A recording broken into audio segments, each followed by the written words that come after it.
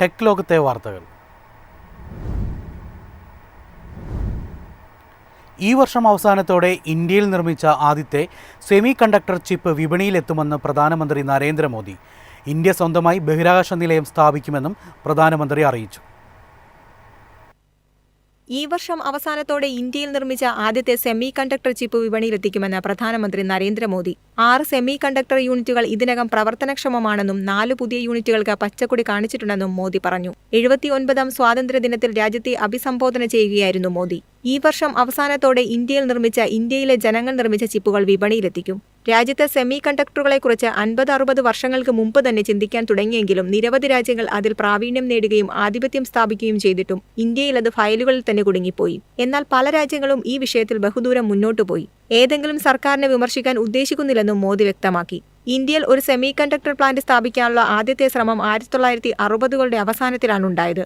Golden മൂറുമായി ചേർന്ന് Intel സ്ഥാപിക്കുന്നതിന് മുൻപ് അമേരിക്കൻ ഭൗതിക ശാസ്ത്രജ്ഞനും സംരംഭകനുമായ റോബർട്ട് നോയിസ് ആണ് ഇന്ത്യയിൽ ഒരു സെമി കണ്ടക്ടർ പ്ലാന്റ് സ്ഥാപിക്കാൻ ശ്രമിച്ചത്.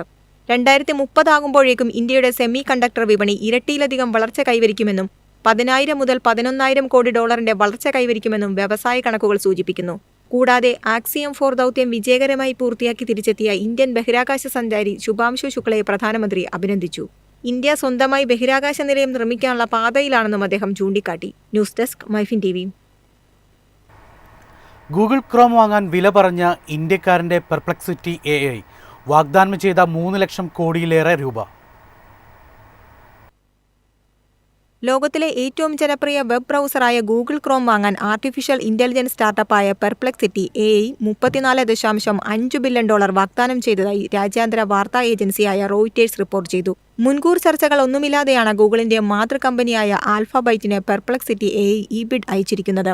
ഇന്ത്യക്കാരനായ കമ്പ്യൂട്ടർ സയന്റിസ്റ്റും സംരംഭകനുമായ അരവിന്ദ് ശ്രീനിവാസാണ് സാൻ ഫ്രാൻസിസ്കോ ആസ്ഥാനമായുള്ള പെർപ്ലക്സിറ്റി AIയെ നയിക്കുന്നത്. ഇന്റർനെറ്റ് സെർച്ചിംഗ് ലോകത്ത് ഏറ്റവും കൂടുതൽ ആളുകൾ ഉപയോഗിക്കുന്ന ബ്രൗസറാണ് ഗൂഗിളിന്റെ ക്രോം. ഗൂഗിളിന്റെ ബിസിനസ് മോഡലിന്റെ ഏറ്റവും പ്രധാന ഭാഗങ്ങളിൽ നിന്നുകൂടിയാണ് ക്രോം. അമേരിക്കയിൽ ഗൂഗിളിന്റെ കുത്തക നിയന്ത്രിക്കാൻ സമ്മർദ്ദമേറി വരുന്ന സമയത്താണ് ഗൂഗിൾ ക്രോം ഏറ്റെടുക്കാമെന്ന ഓഫറുമായി പെർപ്ലക്സിറ്റി AIയുടെ രംഗപ്രവേശം എന്നത് ശ്രദ്ധേയമാണ്. $18 ബില്യൺ മൂല്യം കണക്കാക്കുന്ന പെർപ്ലക്സിറ്റി AIക്ക് വെറും 3 വർഷം മാത്രമാണ് പ്രായം. ക്രോം വാങ്ങിയാൽ ഉപയോക്താക്കൾക്ക് വിശ്വാസവും സ്ഥിരതയും നിലനിർത്തുന്നതിനായി മാറ്റങ്ങളൊന്നും വരത്തില്ലെന്ന് പെർപ്ലക്സിറ്റി അവകാശപ്പെടുന്നു.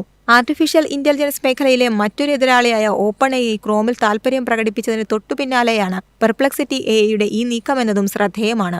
യാഹുവും സ്വകാര്യ ഇക്വിറ്റി സ്ഥാപനമായ അപ്പോളോ ഗ്ലോബൽ മാനേജ്മെന്റും ഉൾപ്പെടെയുള്ള കമ്പനികളും ക്രോമിൽ താൽപര്യം പ്രകടിപ്പിച്ചിട്ടുണ്ടെന്നും റിപ്പോർട്ടുകൾ വരുന്നുണ്ട്. News desk MyFin TV. iPhone 17 സീരീസിനായുള്ള കാത്തിരിപ്പ് അവസാനിക്കുന്നു. 4 സ്മാർട്ട് ഫോൺ മോഡലുകളാണ് പുതിയ ശ്രേണിയിൽ ആപ്പിൾ ഉൾപ്പെടുത്തിയിരിക്കുന്നത്. iPhone 17 സീരീസ് സെപ്റ്റംബർ ആദ്യം ലോഞ്ച് ചെയ്യും. കഴിഞ്ഞ വർഷത്തെ പോലെ തന്നെ ഈ വർഷവും ഐഫോണിന്റെ 4 പുതിയ മോഡലുകളാണ് ലോഞ്ച് ചെയ്യുക. അതിൽ iPhone 17, iPhone 17 Air, iPhone 17 Pro, iPhone 17 Pro Max എന്നിവ ഉൾപ്പെടും. ഈ വർഷം കമ്പനി പ്ലസ് മോഡൽ പുറത്തിറക്കില്ല. പകരമാണ് iPhone 17 Air അവതരിപ്പിക്കുന്നത്. iPhone 17 സീരീസിന്റെ എല്ലാ മോഡലുകളെക്കുറിച്ചും കഴിഞ്ഞ കുറച്ചു മാസങ്ങളായി പുതിയ റിപ്പോർട്ടുകൾ തുടർച്ചയായി പുറത്തുവന്നുകൊണ്ടിരിക്കുകയാണ്. അടുത്തിടെ അവയുടെ സ്ക്രീൻ പ്രൊട്ടക്ടറുകൾ സംബന്ധിച്ച വിവരങ്ങളും പുറത്തുവന്നു. സെപ്റ്റംബറിൽ നടക്കേണ്ട iPhone 17 സീരീസ് ലോഞ്ചിന്റെ കൃത്യമായ തീയതി ആപ്പിൾ ഇതുവരെ വെളിപ്പെടുത്തിയിട്ടില്ല. എന്നാൽ ഓഗസ്റ്റ് അവസാനത്തോടെ ലോഞ്ച് തീയതി സ്ഥിരീകരിക്കുമെന്ന് പ്രതീക്ഷിക്കുന്നു. 2025 സെപ്റ്റംബർ 9 ആയിരിക്കും പ്രതീക്ഷിക്കുന്ന തീയതിയെന്നും സെപ്റ്റംബർ 12 വിൽപ്പന ആരംഭിക്കുമെന്നും സ്ഥിരീകരിക്കാത്ത റിപ്പോർട്ടുകളുണ്ട്. ആപ്പിളിന്റെ യൂട്യൂബ് ചാനലായ apple.com, ആപ്പിൾ TV എന്നിവയിലും ലോഞ്ച് ഇവന്റ് തത്സമയം സംപ്രേഷണം ചെയ്യും. ഫീച്ചർ നവീകരണവും നിർമ്മാണ ചെലവുകളും പരിഗണിക്കുമ്പോൾ പുതിയ iPhone സീരീസിന്റെ വിലയിൽ മാറ്റമുണ്ടാകാമെന്നാണ് റിപ്പോർട്ടുകൾ. News desk MyFin TV. ഇന്ത്യയിൽ ജൈവ ഇന്ധനത്തിൻ്റെ ഉപയോഗം വർദ്ധിപ്പിക്കുമെന്ന് ആവർത്തിച്ച് കേന്ദ്ര ഗതാഗത മന്ത്രി നിതിൻ ഗഡ്കരി. 10% ജൈവ ഇന്ധനം കലർന്ന ബയോഡീസൽ രാജ്യത്ത് ഉടനെത്തുമെന്നും അദ്ദേഹം അറിയിച്ചു. രാജ്യത്ത് ജൈവ ഇന്ധനങ്ങളുടെ പ്രത്യേകിച്ച് ബയോഡീസലിന്റെ ഉപയോഗം വർദ്ധിക്കുന്നതിൽ കേന്ദ്ര സർക്കാർ ശ്രദ്ധ കേന്ദ്രീകരിക്കുന്നുണ്ടെന്ന് ആവർത്തിച്ച് കേന്ദ്ര ഗതാഗത മന്ത്രി നിതിൻ ഗഡ്കരി. പരമ്പരാഗത ഡീസലിൽ നിന്ന് മാറാനുള്ള വിശാലമായ പദ്ധതിയുടെ ഭാഗമായി ഇന്ത്യയിൽ 10% ബയോഡീസൽ മിശ്രിതം ഉടൻ അവതരിപ്പിക്കുമെന്നും ഗഡ്കരി സ്ഥിരീകരിച്ചു. അടുത്തിടെ ജപ്പാനെ മറികടന്ന് ലോകത്തിലെ 3ാമത്തെ വലിയ കാർ വിപണിയായി മാറിയ ഇന്ത്യയുടെ വളരുന്ന വാഹന വ്യവസായത്തിന്റെ പശ്ചാത്തലത്തിലാണ് അദ്ദേഹത്തിന്റെ പ്രഖ്യാപനം.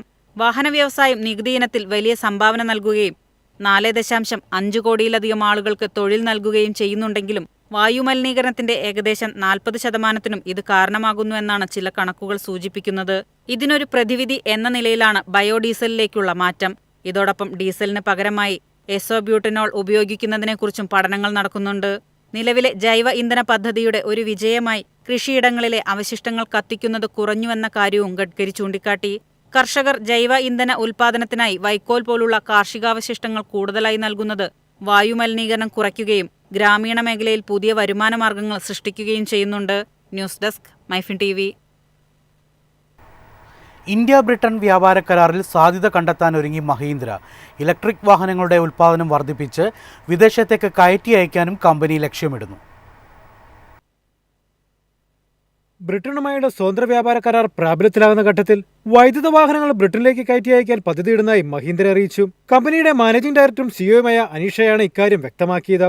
ഇതിനായി ഓക്സ്ഫോർഡ്ഷയറിലെ ബാൻബറിയിലുള്ള മഹീന്ദ്ര അഡ്വാൻസ് ഡിസൈൻ യൂറോപ്പ് സെന്ററിനെ ഉപയോഗപ്പെടുത്താനാണ് കമ്പനി ആലോചിക്കുന്നത്. 2030 മഹീന്ദ്രയുടെ മൊത്തം വാഹന വിൽപ്പനയുടെ 30% വരെ വൈദ്യുത വാഹനങ്ങളാക്കാനും കമ്പനി ലക്ഷ്യമിടുന്നു. ബ്രിട്ടനുമായുള്ള വ്യാപാര കരാർ മികച്ച രീതിയിലാണ് സർക്കാർ കൊണ്ടുവന്നിട്ടുള്ളതെന്ന് അനീഷ പറഞ്ഞു. സന്തുലിതമായിട്ടുള്ളതാണ് കരാർ. ബ്രിട്ടനിൽ നിന്നുള്ള ഉൽപ്പന്നങ്ങൾക്ക് ഇന്ത്യൻ വിപണി തുറന്നു കൊടുക്കുമ്പോൾ തന്നെ ഇവിടെ നിന്നുള്ള കയറ്റുമതിക്കും വലിയ അവസരങ്ങളുണ്ട്. ഈ സാഹചര്യത്തിൽ ഇന്ത്യയെ ലോകത്തിന്റെ വാഹന നിർമ്മാണ കേന്ദ്രമാക്കി മാറ്റാൻ അവസരങ്ങളുണ്ടെന്നും അദ്ദേഹം പറയുന്നു. ഇലക്ട്രിക് വാഹനങ്ങൾക്കായി മാത്രം മഹീന്ദ്ര ഇൻഗ്ലോ ഇലക്ട്രിക് പ്ലാറ്റ്ഫോമിൽ എത്തിയിട്ടുള്ള 2 മോഡലുകളാണ് ഇപ്പോൾ വിപണിയിൽ താരങ്ങൾ.